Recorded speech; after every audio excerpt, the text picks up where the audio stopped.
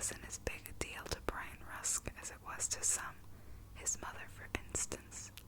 He had heard her discussing it. He wasn't supposed to call it gossiping, she had told him, because gossiping was a dirty habit and she didn't do it. At some length on the telephone with her best friend, Myra Evans, over the last month or so, the first workman had arrived at the old building, which had last housed Western Maine Realty and Insurance, right around the time school let in again, and they had been busily at work ever since. Not that anyone had much idea what they were up to in there. Their first act had been to put in a large display window, and their second had been to soap it opaque. 2 weeks ago, a sign had appeared in the doorway, hung on a string over a plastic see-through suction cup. Opening soon, the sign read, "Needful Things, a new kind of store. You won't believe your eyes." "It'll be just another antique shop," Brian's mother said to Myra. Cora Rusk had been reclining on the sofa at the time, holding the telephone with one hand and eating chocolate-covered cherries with the other, while she watched Santa Barbara on TV.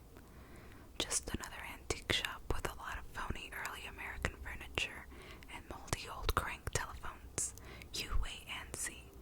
That had been shortly after the new display window had been first installed and then soaped over, and his mother spoke with such assurance that Brian should have felt sure the subject was closed. Only with his mother, no subject was ever seemed to be completely closed.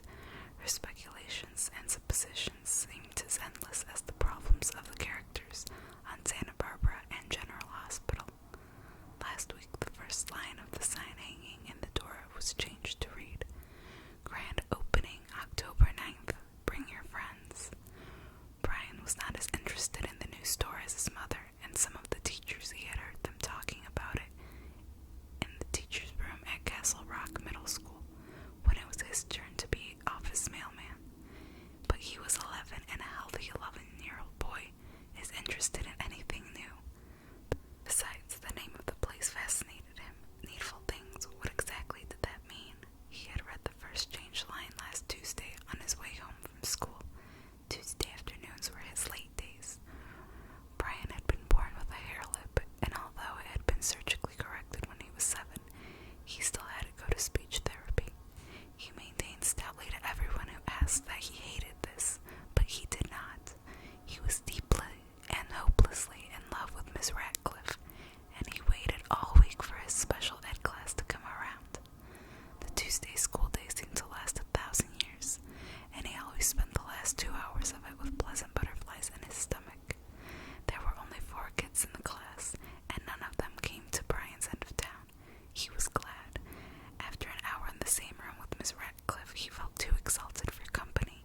He liked to make his way home slowly in the late afternoon, usually pushing his bike instead of riding it, dreaming of her as yellow and gold leaves fell around him in the slanting bars of the October sunlight. His way took him along the 3-block section of Main Street across from Town Common, and on the day he saw the sign announcing the grand opening, he had pushed his nose up to the glass of the door, hoping to see what had replaced the stodgy desks and industrial yellow walls of the departed Western Maine realtors and insurance agents. His curiosity was defeated. A shade had been installed and was pulled all the way down. Brian saw nothing but his own reflected face and cupped hands. On Friday the 4th, there had been an ad for the new store in Castle Rock's weekly newspaper, The Call. It was surrounded by a ruffled border, and below the printed matter was a drawing of angels, standing back to back and blowing long trumpets. The ad really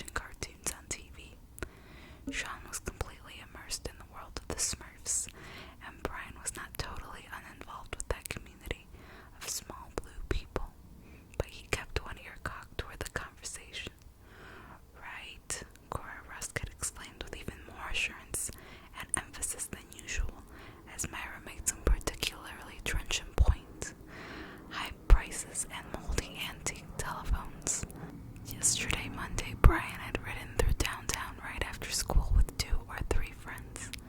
They were across the street from the new shop, and he saw that during the day someone had put up a dark green awning.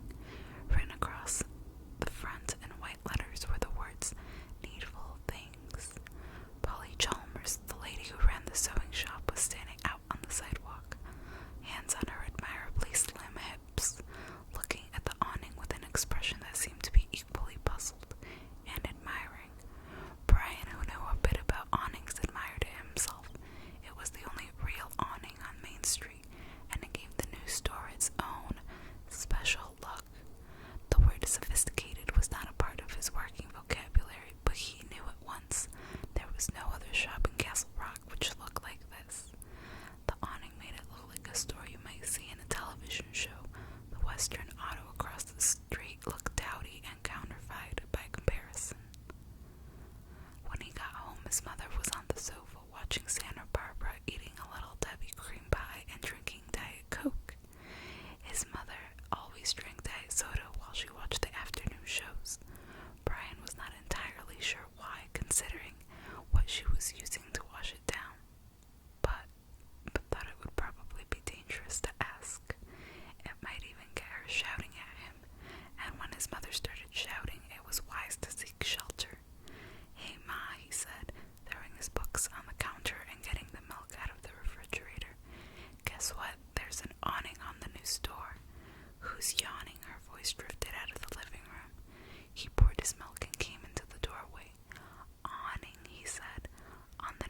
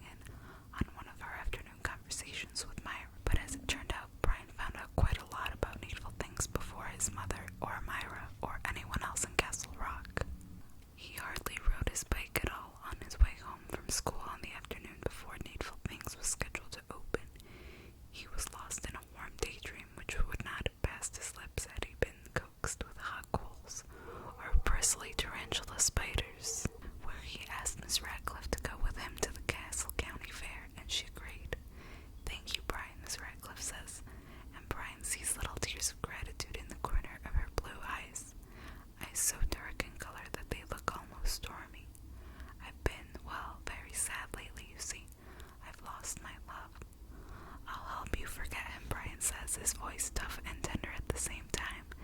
"If you will call me Bry." "Thank you," she whispers, and then leaning close enough so he can smell her perfume.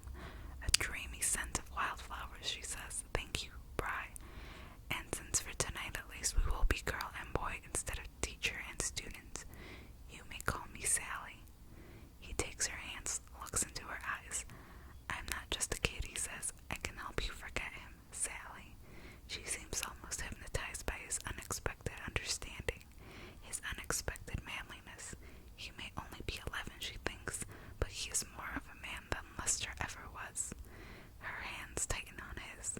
Their faces draw closer. Closer. "No," she murmurs, and now her eyes are so wide and so close that he seems almost to drown in them. "You mustn't, Bride. It's wrong." "It's all right, baby," he says, and presses his lips to hers. She draws away after a moment and whispers tenderly, "Hey, kid, watch out. Where the fuck you're going?" Jerked out of his daydream, Brian saw that he had just walked in front of Hugh Priest's pickup truck. "Sorry, Mr. Priest," he says, blushing madly. Hugh Priest was nobody to get mad at you. He worked for the Public Works Department and was reputed to have the worst temple in Castle Rock. Brian watched him narrowly. If he started to get out of his truck, Brian planned to jump on his bike and be gone down Main Street at roughly the speed of light. He had no interest in spending the next month or so in the hospital, just because he'd been daydreaming about going to the county fair with Miss Radcliffe. But Hugh Priest had a bottle of beer in the fork of his legs. Hank Williams Jr. was on the radio singing High and Pressurized, and it was all just a little too comfy for anything so radical as beating the shit out of a little kid on a Tuesday afternoon.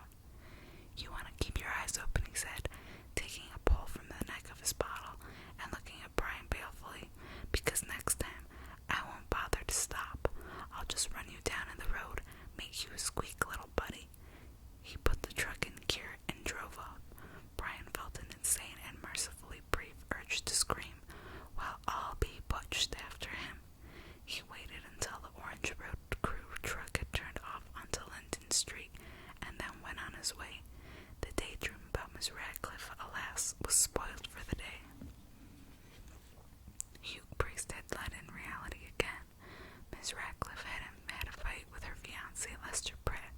She was still wearing her small diamond engagement ring and was still driving his blue Mustang while she waited for her own car to come back from the shop.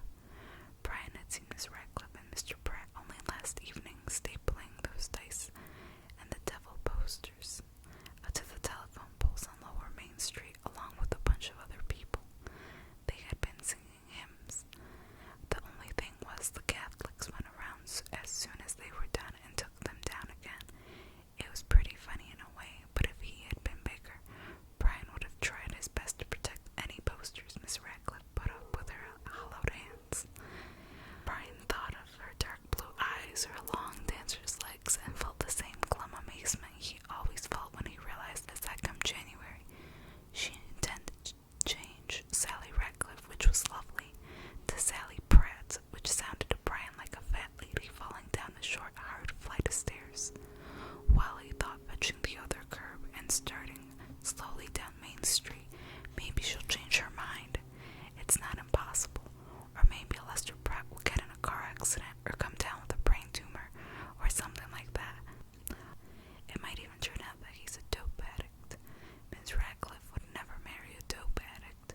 Such thoughts offered Brian a bizarre sort of comfort, but they did not change the fact that Hugh Priest had aborted the daydream just short of its apogee, kissing Miss Radcliffe and actually touching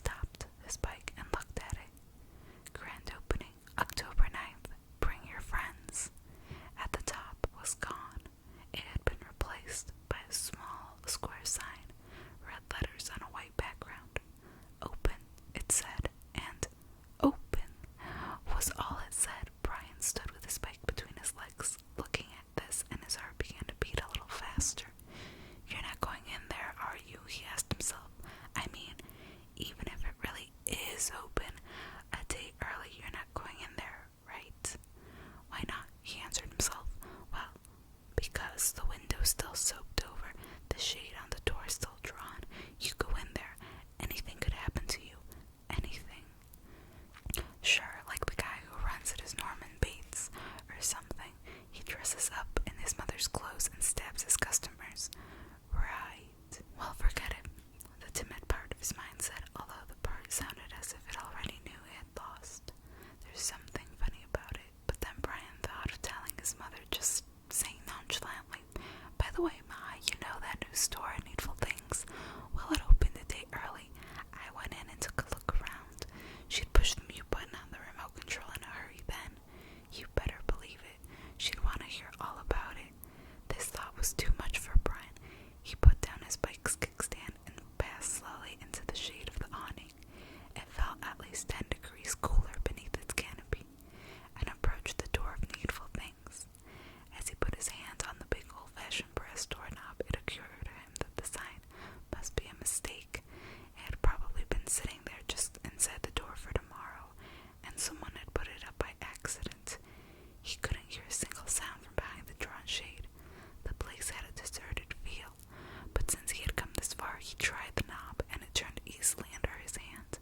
The latch clicked back, and the door of Needful Things swung open. It was dim inside, but not dark. Brian could see the track lighting, a specialty of the Dick Barry Siding and Door Company, had been installed, and a few of the spots mounted on the tracks were lit. They were trained on a number of glass display cases which were arranged around the large room. The cases were for the most part empty. The spots highlighted the few objects which were in the cases. The floor, which had been bare wood when this was Western Maine Realty and Insurance, had been covered in a rich wall-to-wall carpet, the color of burgundy wine. The walls had been painted eggshell white, a light as white as the walls filtered in through the soaped display window. Well, it's a mistake, just the same, Brian thought. He hasn't even got his stocking yet. Whoever put the open in the door by mistake left the door unlocked by mistake too. The polite thing to do in these circumstances would be to close the door again, get on his bike, and ride away. Yet he loathed to leave. He was, after all, actually seeing the inside of the new store. His mother would talk to him the rest of the afternoon when she heard that.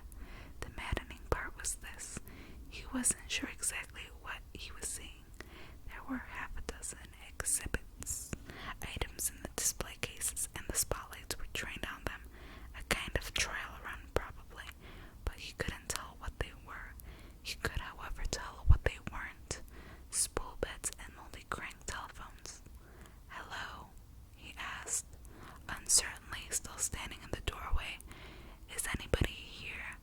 He was about to grasp the doorknob and pull the door shut again when the voice replied, I'm here. A tall figure, what at first seemed to be an impossibly tall figure, came through the doorway. Behind one of the display cases, the doorway was masked with a dark velvet curtain. Brian felt a momentary and quite monstrous cramp of fear. Then the glow thrown by one of the spots slanted across the man's face, and Brian's fear was allayed. The guy was quite old, and his face was very kind.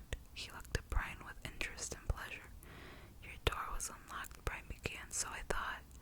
Of course it's unlocked, the tall man said. I decided to open a little while this afternoon as a kind of preview, and you are my very first customer. Come in, friend, enter freely, and leave some of the happiness you bring. He smiled and stuck out his hand. The smile was infectious. Brian felt an instant liking for the proprietor of Needful Things. He had to step over the threshold and into the shop to clasp the tall man's hand, and he did so without a single qualm. The door swung shut behind him and latched of its own accord. Brian did not notice. He was too busy noticing the tall man's eyes were dark blue, exactly the same shade as Miss Sally Ratcliffe's eyes. They could have been father and daughter. The tall man's grip was strong and sure, but not painful. All the same, there was something unpleasant about it, something smooth,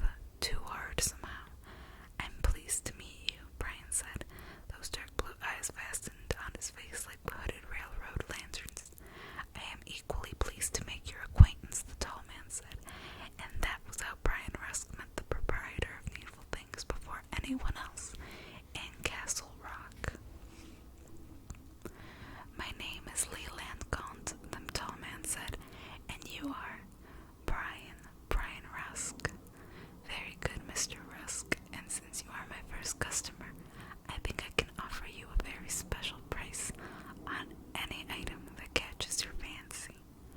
Well, thank you, Brian said, but I don't really think I could buy anything in a place like this. I don't get my allowance until Friday, and he looked doubtfully at the glass display cases again. Well, you don't look like you've got all your stock in yet. Gaunt smiled. His teeth were crooked, and they looked rather yellow in the dim light, but Brian found the smile entirely charming just the same. Once more he found himself almost forced to answer it. No, Leland Gaunt said, no, I don't. The majority of my stock, as you put it, will arrive later this evening, but I still have a few interesting items. Take a look around, young Mr. Rusk. I'd love to have your opinion, if nothing else. And I imagine you have a mother, don't you? Of course you do. A fine young man like yourself is certainly no orphan. Am I right? Brian nodded, still smiling. Sure, Ma's home right now. An idea struck him. Would you like me to bring her down?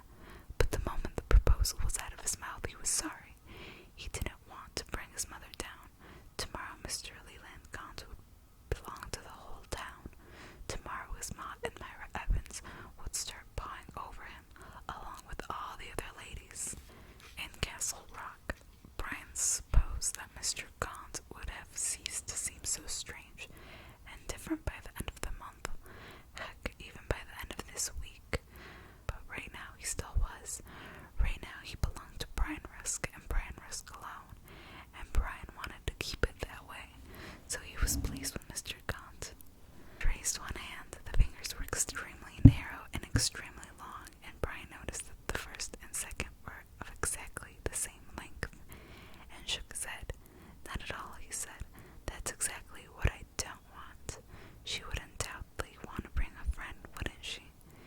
Yeah, Brian said, thinking of Myra. Perhaps even 2 friends, or 3. No, this is better, Brian. May I call you Brian? Sure, Brian said, amused. Thank you, and you will call me Mr. Gaunt since I am your elder, if not necessarily your better. Agreed. Sure, Brian wasn't sure what Mr. Gaunt meant by elders and betters, but he loved to listen to this guy talk, and his eyes were really something. Brian could hardly take his own eyes off them. Yes, this is much better. Mr. Gaunt rubbed his long hands together, and they made a hissing sound. This was one thing Brian was less than crazy about. Mr. Gaunt's hands rubbing together that way sounded like a snake, which is upset and thinking of biting. You will tell your mother, perhaps even show her what you bought, should you buy something. Brian considered telling Mr. Gaunt that he had a grand total of 91 cents in his pocket, and decided not to. She will tell her friends, and they will tell their friends. You see, Brian, you will be a better advertisement than the local paper could ever think of being. I could not do better if I hired you to walk the streets of the town wearing a sandwich board. Well, if you say so, Brian agreed. He had no idea what a sandwich board was, but he was quite sure he would never allow himself to be caught dead wearing one. It would be a sort of fun to look around, and what little there was to look at he was too polite to add. Then start looking, Mr. Gaunt said, gesturing toward the cases. Brian noticed that he was wearing a long red velvet jacket. He thought it might actually be a smoking jacket, like in the Sherlock Holmes stories he had read. It was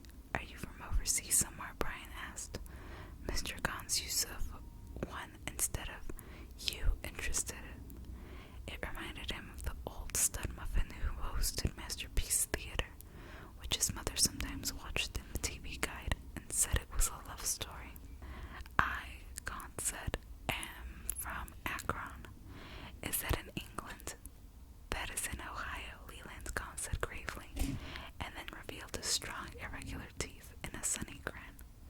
It struck Brian as funny the way lines in TV shows like Cheers often struck him funny.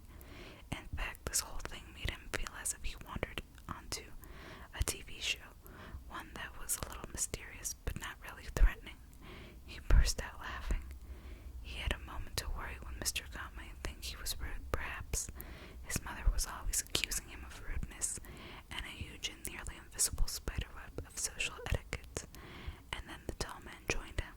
The two of them laughed together, and all in all, Brian could not remember when he had such a pleasant afternoon as this one was turning out to be. Go on, look, Mr. Gaunt said, waving his hand. We will exchange histories another time, Brian. So Brian looked. There were only 5 items in the biggest glass case, which looked as if it might comfortably hold 20 or 30 more. One was a pipe, another was a picture of Elvis Presley wearing his red scarf and his white jumpsuit with the tiger on the back. The king, which was how his mother always referred to him, was holding a microphone to his pouty lips. The third item was a Polaroid camera. The fourth was a piece of polished rock with a hollow full of crystal chips in its center. They caught and flashed gorgeously in the overhead spot.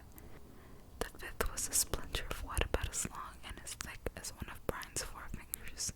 He pointed to the crystal. That's a geode, isn't it? You're a well-educated young man, Brian. That's just what it is. I have a little plaque for most of my items, but they're not unpacked yet.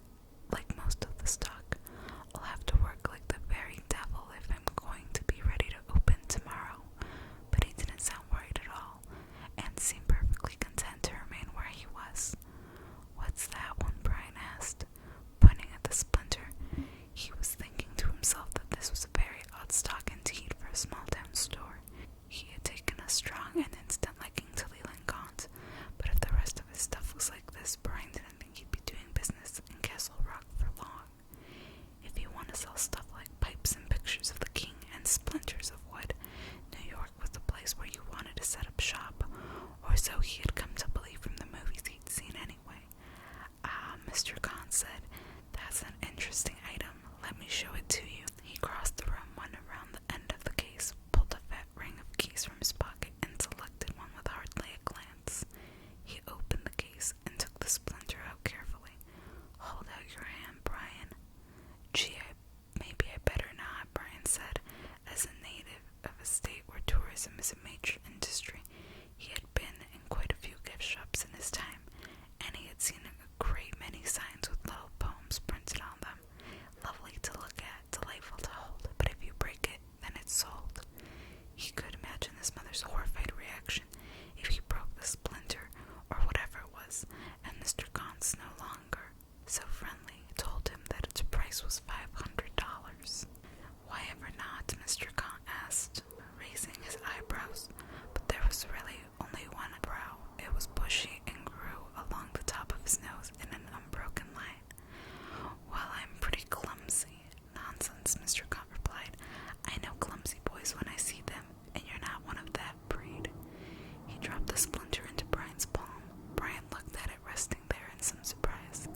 He hadn't even been aware his palm was open until he saw the splinter resting on it. It certainly doesn't feel like a splinter. It felt more like...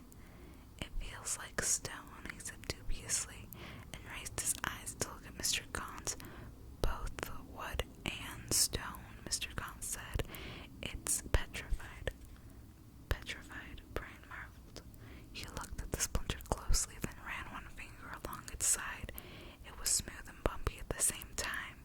It was somehow not an entirely pleasant feeling. It must be old. Over 2,000 years old, Mr. Gaunt agreed gravely. Cripes, Brian said. He jumped and almost dropped the splinter. He closed his hands around it in a fist to keep it from falling to the floor, and at once a feeling of oddness and distortion swept over him. He suddenly felt what? Dizzy? No, not dizzy, but far, as if part of him had been lifted out of his body and swept away. He could see Mr. Gaunt looking at him with interest and amusement, and Mr. Gaunt's eyes suddenly seemed to grow to the size of tea saucers. Yet this feeling of disorientation was not frightening. It was rather exciting, and certainly more more pleasant than the slick feel of the wood had been to his exploring finger. "Close your eyes," Mr. Gaunt invited. "Close your eyes, Brian, and tell me what you feel." Brian closed his eyes and stood there for a moment without moving, his right arm held out, the fist at the end of it enclosing the splinter. He did not see Mr. Gaunt's upper lip lift dog-like over his large crooked teeth for a moment in what might have been a grimace of pleasure or anticipation. He had a vague sensation of movement, a corkscrewing kind of movement, a sound, quick and light, thud-thud, thud-thud, thud-thud. He knew that sound. It was a boat, he cried, delighted without opening his eyes. "I feel like I'm on a boat." "Do you indeed?" Mr. Gaunt said, and to Brian's ears he sounded impossibly distant. The sensations intensified. Now he felt as if he were going up and down across long, slow waves. He could hear the distant cry of birds and closer the sounds of many animals, cows lowing, roosters crowing, the low, snarling cry of a very big cat. Not a sound of rage, but an expression of boredom. In that 1 second he could almost feel wood. The wood of which his splinter had once been a part of, he was sure, under his feet, and knew that the feet themselves were not wearing Converse sneakers, but some sort of sandals, and then it was dwindling to a tiny bright point, like the light of a TV screen when the power cuts out, and then it was gone. He opened his eyes, shaken and accelerated. His hand had curled into such a tight fist around the splinter that he actually had to will his fingers to open, and the joints creaked like little rusty door hinges. "Hey, boy," he said softly. "Neat, isn't it?" Mr. Gaunt said cheerily, and plucked the splinter from Brian's palm with the absent skill of a doctor drawing a splinter from flesh. He returned it to its place and relocked the cabinet with a flourish. "Neat," Brian agreed in a long outrush of breath, which was almost a sigh. He bent to look at the splinter. His hand still tingled a little where he had held it. Those feelings, the up-tilt, the down-slant of the deck, the thudding of the waves on the hull, the feel of the wood under his feet, those things lingered with him, although he guessed with a feeling of real sorrow that they would pass as his dreams pass. "Are you familiar with the story of Noah and the Ark?" Mr. Gaunt inquired. Brian frowned. He was pretty sure it was a Bible story, but he had a tendency to zone out during Sunday sermons and Thursday night Bible classes. "Was that like a boat that went around the whole world in 80 days, he asked. Mr. Gaunt grinned again. "Something like that, Brian, something very like that. Well, the splinter is supposed to be from Noah's Ark, of course,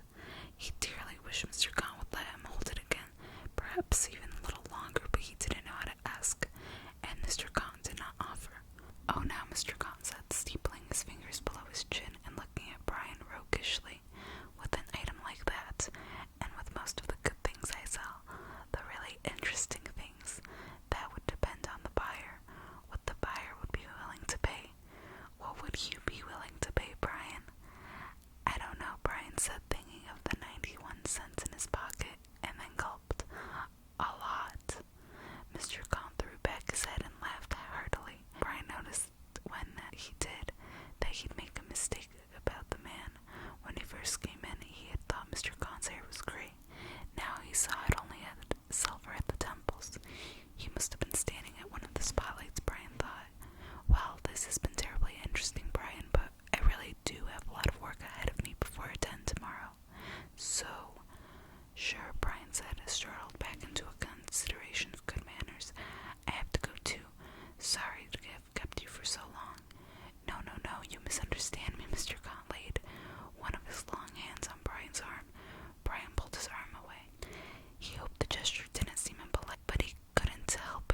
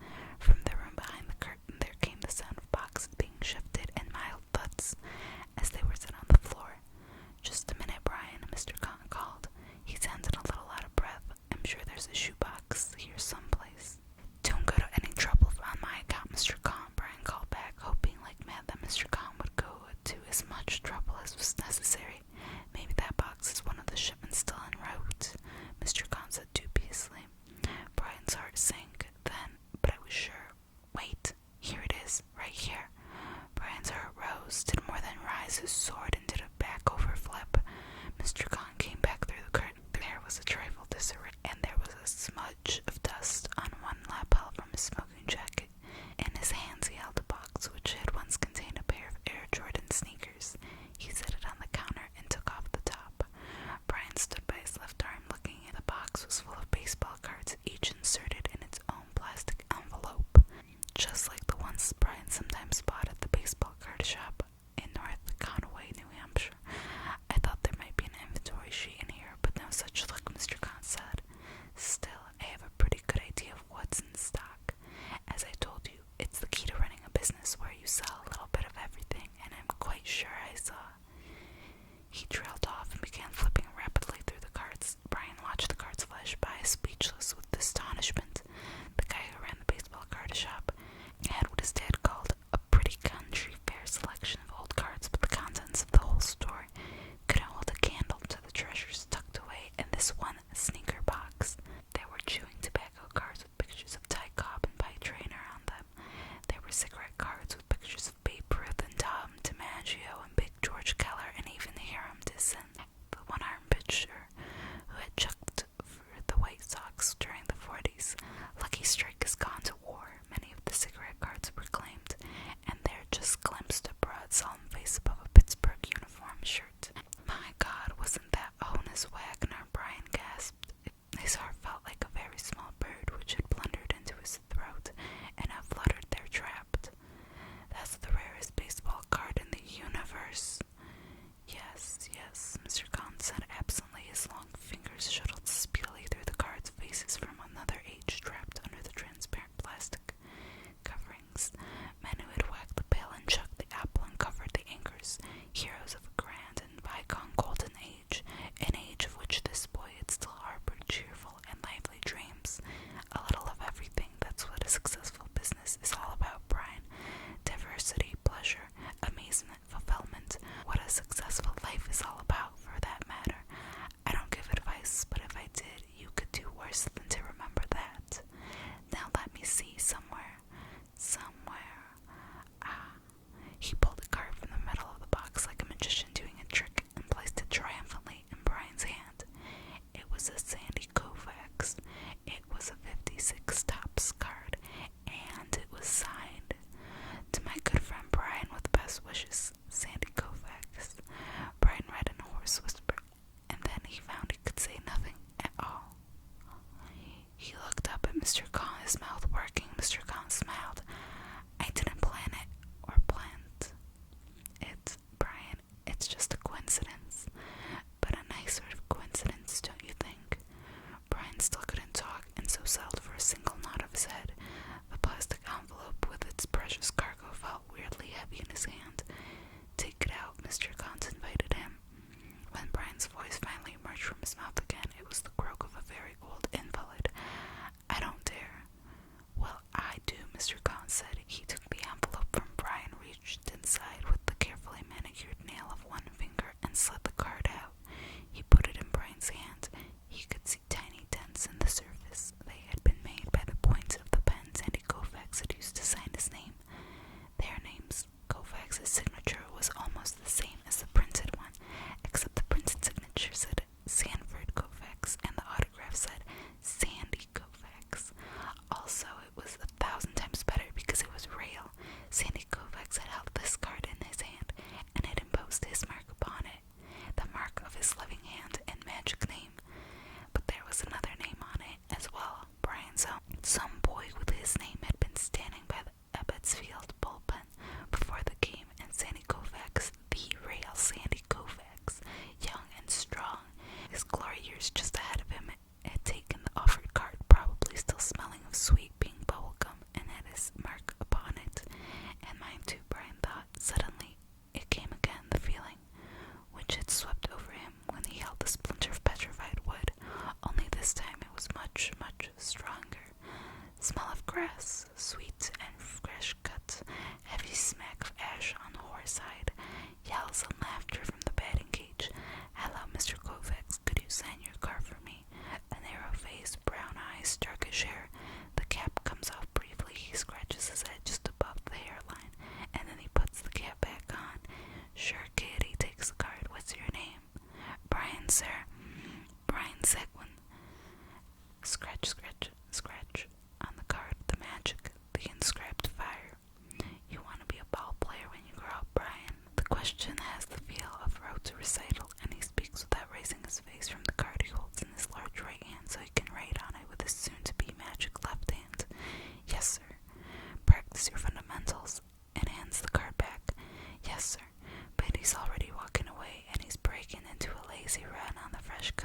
pause as he jogs toward the bullpen with his shadow jogging along beside him.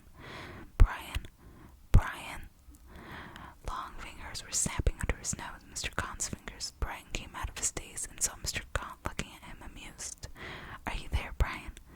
Sorry, Brian said and blushed. He knew he should hand the card back and get out of there, but he couldn't seem to let it go. Mr. Kahn was staring into his eyes, right into his head, it seemed, again, and once more he found it impossible to look away. So Mr. Kahn said softly, let us say, Brian, that you are the buyer. Let us say that. How much would you pay for that card? Brian felt despair like a rock slide weight in his heart. All I've got is... Mr. Kahn's left hand flew up. Shh, he said, sternly, bite your tongue. The buyer must never tell the seller how much he has. You may as well hand the vendor your wallet and turn the contents of your pockets out on the floor in the bargain. If you can't tell a lie, then be still. It is the first rule of fair trade, Brian, my boy. His eyes so large and dark, Brian felt he was swimming in them. There are two prices for this card, Brian. Half and half. One half is cash. The other is a deed. Do you understand? Yes, Brian said. He felt far away from Castle Rock, far away from Needful Things, even far away from himself. The only things which were real in the far place were Mr. Kahn's wide, dark eyes. The cash price for that 1956 autographed Sandy Koufax card is 85 cents. Mr. Kahn said, does that seem fair? Yes, Brian said. His voice was far and wee.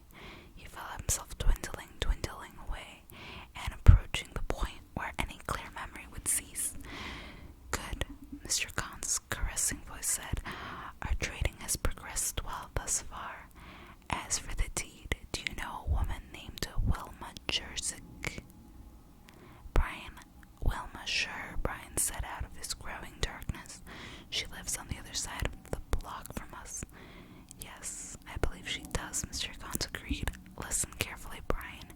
So he must have gone on speaking, but Brian did not remember what he said. The next thing he was aware of was Mr. Kahn shooing him gently out onto Main Street, telling him how much he had enjoyed meeting him, and asking him to tell his mother and all his friends that he had been well treated and fairly dealt with. Sure, Brian said. He felt bewildered, but he also felt very good, as if he had just